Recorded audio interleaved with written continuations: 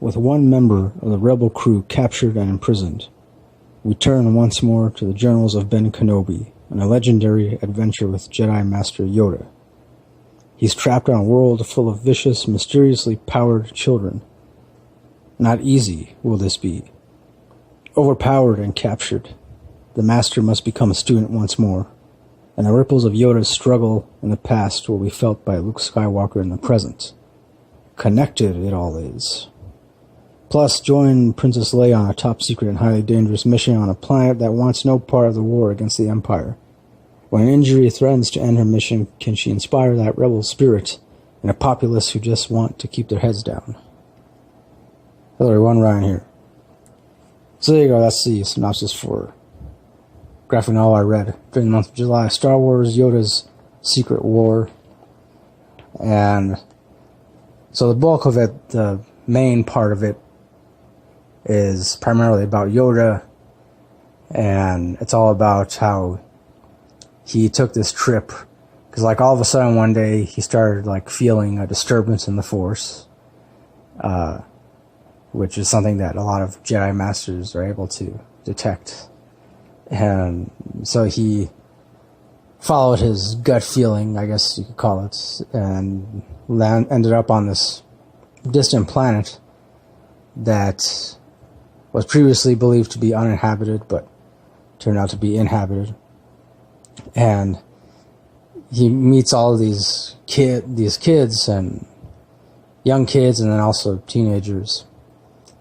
And in a way, it kind of like in the beginning, it reminded me a little bit of like Lord of the Flies kind of thing, because these kids, you know, they had no parents. Their parents supposedly had left, or you know, they were believed to be, most of them were believed to be killed in some war or something like that, some battle.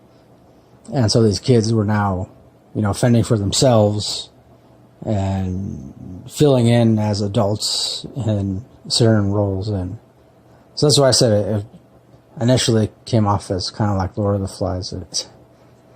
But then, and then of course Yoda tries to learn more about these kids, and but he's not able to, like, they're like very reluctant to trust him, and because they don't know where he came from. All they know is that he came from the sky, and they actually try to hurt him at first. They try to kill him, and of course Yoda doesn't allow them to, but at the same time Yoda refuses to fight them. He does sustain some injuries in facing off against these kids, but that's mostly because he refuses to fight children. So, which makes sense, you know, obviously. So, and then Yoda quickly learns about the fact that these kids, they have access to the Force also, but they don't have any Jedi training, and it's not like what they do is like there's these like stones that come from this mountain, and essentially all of these stones that come from this mountain, they're infused with this immense power that is pretty much like radiating with the Force, or, you know, as far as like Yoda's understanding goes, that's how he's able to understand it, as the fact that these stones actually have a great amount of power in them, and not only that, but they're connected to the Force in some way. So, and eventually Yoda, he takes a trip up to the, you know, towards the mountain, climbs the mountain, you know, I mean, as much as he can, and he finds out some pretty interesting things. And I mean, I don't want to give it away, because I feel like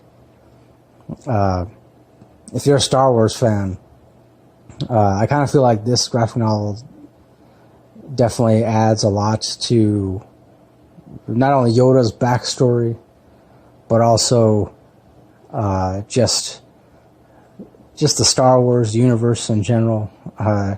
Because eventually Yoda figures out, what this mountain really is, and, what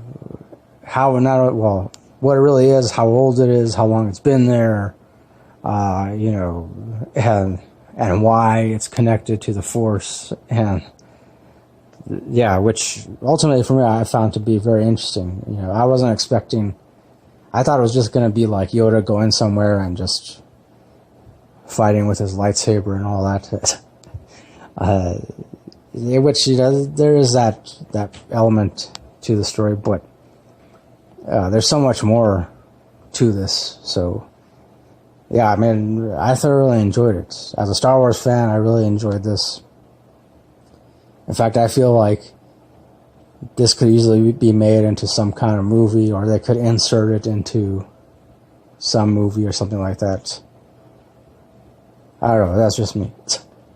And then the other half of it is, of course, like I meant, when I read the synopsis, it involves Princess Leia, but it's really short. And I don't know why they included it with this, maybe just to add extra pages to fill out the graphic novel, I don't know.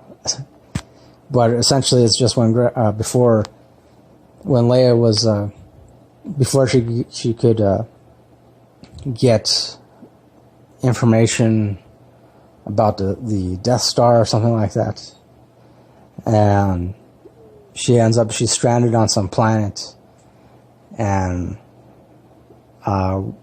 this woman finds her and helps to hide her. And initially, this other woman thought that Princess Leia was dead, but she was just knocked unconscious or something like that. And so she helped Princess Leia, I guess you could say, essentially, like, get back on her feet and get back to Han Solo and Luke Skywalker and all that. And I don't know, I kind of felt like this short story involving Leia didn't really like add a whole lot to anything else, and I mean, if anything, it's just kind of like one of those stories that you're like, oh, okay, so that happened before all this other stuff happened, okay. And but I mean, it was all right. So, but I mean, as far as the main story goes, which involves Yoda, I really thoroughly enjoyed that one. And so overall, I would give this graphic novel